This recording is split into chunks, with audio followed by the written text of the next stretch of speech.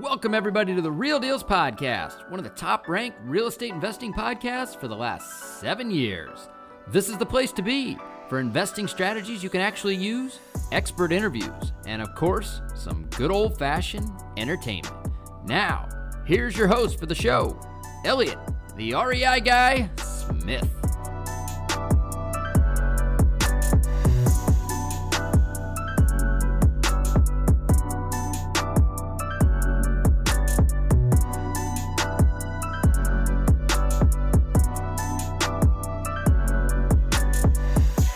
What's going on, Real Dealz podcast listeners? Coming at you from New York. I am up at Hudson National Golf Club this week. I got invited with some group of guys that run some large investments in different spaces, a lot of real estate guys, to play some golf with them and listen to some of these guys talk. And economists come in today, and we talked about where they're seeing the economy, what kind of asset classes they like, and playing some days at a private course. I am also staying down there right across from Central Park.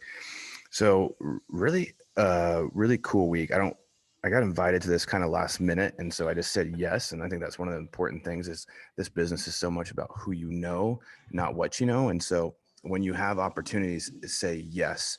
And I think the reason I was able to get invited to this is I met this guy that runs this show. This is running this weekend. And I'd met him earlier this year. We golfed one time, got his phone number, talked to him a little bit, but he wasn't feeling well. And so I sent him some custom, golf balls that had his name on them and things like that. And I texted him one night and said, "Hey, did you get those golf balls? Because I didn't get a confirmation that you got them." And he said, "Yes." And he's like, "Thank you so much." He's like, "Hey, do you want to come to this weekend?" They had a spot open. And so I jumped on within 2 seconds, said yes, booked the trip, booked the flight. And so just kind of jumped in without knowing what to expect. And it definitely has been really exciting and fun. I'm meeting a ton of new guys, but just remember, we talk about this all the time about adding value to other people and finding ways to learn from people that are farther ahead than you. And, a simple gift. I mean, this gift was maybe $150 gift that I sent out to this guy. The value that I'm getting and the guys that I'm meeting this week are worth 100 times that. And so, and whether I do business with them in the future or I don't or whatever, it doesn't really matter because I'm putting myself in those circles. I'm talking to people that are doing it at a very high level and doing a lot of different things at a very high level. And so being around them, you get to learn and see what they're doing. And so it just opens your eyes so much more. So, we talk about this. If there is somebody in your market that is performing at a higher level, go find a way to add value to them. Can you go run materials for them or get materials, or can you go find deals for them and go find leads and get them in the door to talk to people? Find out what they need and then go do that. And then they're going to want to spend a bunch more time with you and really help show you the ropes. Most guys in this world that are doing this at a high level do not have the mentality like, oh, if I show you what I'm doing, you're going to take it from me. They have it so built out so well, their systems and processes. They know that there's enough out there for a lot of people to go grab it. And so they really come from a point of somebody has helped them and they want to help somebody else. And so if you're somebody that's hustling and really trying, they're going to give you a lot of feedback and a lot of wisdom. So that is kind of what's going on this week. So what we're doing is I have a recorded seller call today from one of our buddies. I go over it, I break it down. I talk about what the mindset should be when you're making offers, when you're doing these things, and really finding out like, who is my seller? And so the sales call today, you can tell the seller is, more passive. She doesn't want to be the one that makes a decision. She's not going to take charge. And so really, how do you get in that mindset? And there's so many different types of people and sellers that are out there. There's older couple that wants to make sure they're taking their time and making a good decision. There's somebody that just inherited a house that maybe doesn't have any money and they blow every dollar they have and they want to make a decision right there on the spot. There's people that the most amount of money matters. There's people that the way you structure the deal matters. There's people the way that you when you close, when you don't close, all those things. So you really have to find out like what point of that these people are at that you're dealing with. And then you got to build your offer and the way you present everything to that capacity. And so I think this is a really, really good call going over that. So not going to be a long show today, guys. I am traveling. Tucker's traveling. He's in Florida. I'm up in New York. I was in San Diego last week for Cole's birthday. He turned 23. I took Monty and I myself for 5 days. So that was very difficult with a 2.5-year-old. But we are both traveling. So we just didn't have a chance to get a good show, a lengthy show out there. So anyway, hope you guys enjoy it this week. We do have a good show that I've already recorded for next week. Just had some editing that we had to get done. That's going to be exciting. It's a roundtable discussion with Aaron Beal, who's been on the show, and a couple other guys that have been on the show before. They flew up to hang out with me in Tri-Cities. We tested out the new podcast room, and we just had 5 of us sitting in a room chatting about real estate. So we are editing that to make sure that everything sounds perfect, and we'll have that out here for next week. So anyway, here's a quick word from our sponsor, the sales call, and we'll catch you guys next week. Later. All right, Real Dealz podcast listeners, I want to talk quickly about our show's sponsor, Iron Bridge Lending. If you guys have not reached out to Iron Bridge already to talk to them about funding some of your upcoming flip projects, I highly encourage you to do so. I've known the owner of Iron Bridge for a very long time. I personally borrowed millions of dollars from them over the years to do a number of different projects, and I can say without a doubt, they are the best hard money lending company I have ever come across, and that is the reason why they are the sole sponsor of this show. I've had a lot of other companies reach out to me and want to sponsor this show, but I just won't do it. I feel like I need to be genuine in who we have sponsoring the show, and it needs to be somebody that I've personally done a ton of business with. So I personally vouch for their ability to be the best, hands down, in the world of hard money lending. You won't find better programs, you won't find better terms, and they're lending or will be lending in over 20 states. So chances are, if you're hearing this in whatever state you're in, it's definitely worth it to check out their website, reach out to them, see if they're lending in your state, and if they are, I would absolutely encourage you to do business with them. Another very cool thing to note is that they have a program for most rehabs where you can actually borrow up to 90% of the purchase price. Now, this is given the fact that you are actually buying a deal, which if you're listening to the show, that means you probably are. But if you have an actual deal on the table, they'll fund up to 90% of your purchase price, and they'll even give you rehab funds on top of that, which means that it only takes 10% down to get into a project, which is unbelievable in the hard money world. So do yourself a favor, reach out to Iron Bridge Lending, have a conversation with them, see if they're a good fit for you and for your next project. I can guarantee you that you'll be happy that you did. All right, guys, we got a live seller call that we're going to be going over today that one of my buddies sent me. They were making an offer on a property, and I'm excited about this call because there's a lot of good things that we can pull out of this, in the sense of I think there's a lot of mistakes that new investors or new people that are making offers do in this call. So let's jump right in. It's about a 7-minute call, so I will add in some things here and there, but go ahead and listen in. Sorry, I just missed your call. I just got in a little later than I thought I would. How are you doing today? I'm doing good. How are you? I'm doing great. The sunshine definitely makes days go by a little easier after kind of that long, cold winter. Yeah. So, but yeah, hey, definitely want to touch base with you. And first I'll start by saying thank you so much for letting Bethany come out and walk through the house yesterday. She came back with some great notes that helped us run some numbers. So right here, I would say, hey, thanks for having Bethany come out yesterday. How did it go? Did you guys like Bethany? This is going to get you in a frame of starting to ask her questions and get her in a frame of answering questions. Remember, we're trying to get as much information as possible while we're making our offer and having this conversation. I was able to look at the photos and kind of take into account what types of repairs or upgrades we would want to do to bring up the property to our standard. Right. After you all moved out. And so I'm super excited because your house fits. So we should never tell a seller that we're super excited about buying their property or making an offer on their property. This is a thing with realtors, when there's a buyer's agent and a seller's agent showing the property, the buyer's agent always tells the seller or the people that are wanting to buy the property, don't say anything, don't act excited, don't act like you want to buy this property, because then the other person is going to think that you have more money to pay and you're getting more committed and more really want this so you can pay more money. So I'm never going to say that. I'd be like, hey, so this house really fits the what we buy normally. This is typically what we buy, and so I just had a few questions from the pictures of some things that Bethany saw yesterday. Is it all right if we go over this? It's our buying criteria, and I think we can get you your money fast. Help you be able to put an offer on a home there in West Virginia. Right. So So anyhow, just after taking into account just some of the repairs and updates, and leaving some room for us as investors, we need to make a little bit of a profit on that. Of course. And we can get you a check for $228,000. As soon as the end of next week if you need that soon. So just wanted to see how that lands and what your thoughts are there. Yeah, I'm gonna have to talk. Of course, know anything. Sure. Yeah. I will let her know, and then we'll talk about it, and then I would get back to you about that probably tomorrow. Actually, we'll just talk about it this evening if that's okay, and then I can get back to you with a yay or a nay. Or making an offer late in is good in the sense of like he's telling her, hey, we have to do these repairs, blah blah blah, taking all that into consideration. I don't want to anchor myself at 228 or anything like that. Now, just know I'm coming in this conversation after they've had a couple conversations.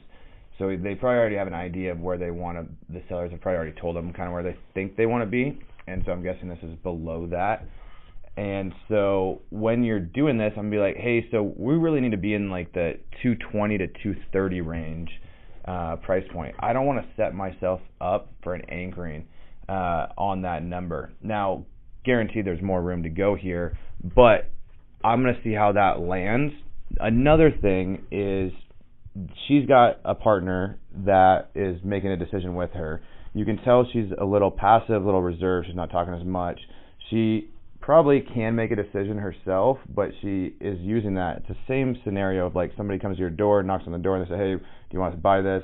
And you're like, nah, I need to talk to my wife, but she's not home, so come back later. Well, you're just trying to blow them off, right? So this whole thing is like, that's too low in that sense, is where she's probably saying right there, oh, I need to talk to her really quickly. She went right there. So now he's going to try to bring her back, but if you give him a range, it's like, let's talk about the range. Also, let's try to have both people on the call, that are making a decision. So if you have any questions about the offer, I can answer both of your questions right there. On that? Yeah. I mean, are we kind of in the area you guys want to be in? Is there anything I can answer for you while we're on the phone? Not quite. Yeah, Okay. we're kind of miles apart on that, because I mean, like I said, the house. I know it's because this is a different kind of sale, so I know it's a different. So I know we were going to take a loss. I just didn't know quite how much, because we were kind of looking at around the 300,000 range, but yeah.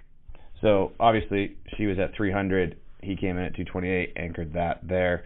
Now, anchoring is not always a terrible thing, but if you do, I like to do the range where I get, I would have been, I'm, in the 215 to 230 range, and it just kind of softens it a little bit. It's not as real because there's still some hope in there, but you're $70,000 apart. So how do we bridge that gap? And so, okay, now I'm going to ask some questions. What he did instead is he went through for the next couple minutes and justified why the offer is what it is.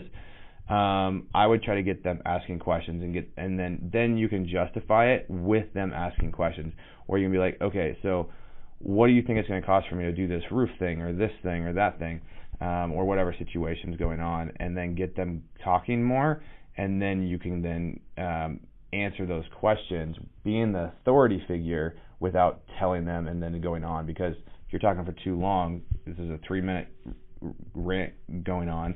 People are going to tune out. All she's thinking about now is that 228 number, and she wanted 300, and she's not hearing 99% of what he says. Yeah. No, and so let me just give you a little bit of logic on how we do this, because I want you to be fully armed to make the decision, and definitely I want to keep the conversation going with you here. So with the repairs, there doesn't seem to be anything wildly crazy, right? Pretty small stuff. It adds up. To get it to that retail ready level, which is about 300, right? If we want to get top market value for it, I think you're pretty close to that. Right. But you're gonna have to throw in some paint and finish out the floors. Probably replace some of that carpet going downstairs. It looked like you'd already ripped some up anyhow. And so, what we would be doing is rolling out new carpet, painting all the walls, fixing any of the little stuff, some drywall repair, maybe upgrading a few of the fixtures and things. But the only major concern I had was just looked like you had some roof maybe leaking into the ceiling or something with the drywall damages on the ceilings. And it doesn't look like it's still active, which is good. Right. But it's just kind of a risk for us. And then if we take it on and go to sell it on the retail market, buyers are going to investigate that. And, if they find mold or anything like that, then that just opens up a can of worms. And so Right. it's a little bit of a risk for us to take. But then the other major thing for us was with the kitchen downstairs, talking to the city and all that stuff. So technically, in the city limits, and city have a second kitchen in your basement, and it's mostly just the cooking apparatuses that are legal. Like you can have a kitchenette and all that stuff downstairs, but without it being a permitted ADU, it's not technically legal to have. And so if a buyer is coming in with conventional financing, that would probably have to be removed. And so we're trying to, just letting you know, I'm trying to take all these things into account with our offer, and trying to get you, as best as we can, right, and taking on those risks. But the last thing I'll say. I'm sorry, go ahead. So right here, he's going on and saying something's illegal or something's not right in their house or it's going to cause issues, and he rolls right on through, and she tries to talk. She wants to talk about that point he just made, but he rolls right on through. So if you're going to drop that and tell somebody that something's illegal about their house and they're going to have issues, you probably want to let them ask a question and talk about that on that point while you're on that topic, not move on to the next topic. That's kind of a bigger deal. No, I was just going to say the last thing I will say that we can do that's a little creative is so we can say we can get you your money next Friday. And then, what we do is, I know you're not going to be able to move out next Friday, but you need that money to put in an offer and show proof of funds or get some financing. And so what we do in people with your situation is we actually just do a little bit of we do what we call a rent back. So you can stay in the property while you find that next home, as opposed to, hey, here's your money, leave, which is like your Right. traditional buyer. But, and so that's where we specialize in getting creative and doing things that help you all out. So, but did you have a question or a comment? I was just wondering, we went through a traditional realtor when we bought this place, and we had no idea that was illegal. I would figure that was something that they would have told us when we bought the place. It depends, and it looks like, just looking at the county records, you guys might have not had to get financing on the house when you purchased it. Is that true? We paid cash out, yeah. We bought it outright, no. Yeah, and that's why. I see. Most realtors won't know that, but the thing is with people coming with financing, it's not the realtor issue. It's more or less they send out their inspectors and their appraisers. The banks do, and the appraisers basically have to say, hey, this is illegal. And then on top of that, maybe an insurance agent, when they come out, because they have to do insurance inspections before they even buy it, that they have to be insurable. And because that's illegal, and you're fine with it, right? It's not burning your house down, right? Oh, no, yeah. I totally disagree with the rule, but you get all the banks and the insurance companies, they basically go off of what the rules and the laws say. And in the city, without it being officially permitted, which this one isn't, it's technically illegal. And so there just has to be some retrofitting and either bringing it up to code, which takes time, or just straight removing it all, which is kind of a bummer, right? Because it adds value in some senses for a lot of buyers to have that, to have a mother-in-law suite. I think it does anyways. Okay. All right, well, I will talk all that over with Jody, and I will get back to you probably tomorrow about that, about what we want to do and, what we're thinking and everything like that. So it sounds great. Thank you very much for calling me back today. Thank you. Yeah, no problem. Thanks, Elise. You too. Have a good evening. Bye-bye. All right. Bye. So right here at the end of the call, you could definitely tell her tone of voice changed from the beginning of the call to get me off this phone call. I'm done. You've told me enough. I'm annoyed, or I have something else better to do. So again, this is why the flow of the conversation matters. The length of how much you talk matters. My biggest problem always is I talk too much. That's why I'm doing the podcast. But it's really ask them questions. Remember, you're a team in this. You're trying to be a team. You're trying to do the right thing always. And so here's what we have. What do you have? Let's make something that wins for each one of us. So get them in there, get them bought in, and get them to ask you questions. That is the most important thing. And try not to ramble too much. So hope you guys have a great day. Hope you enjoyed this call, and I'll let you know if they locked it up.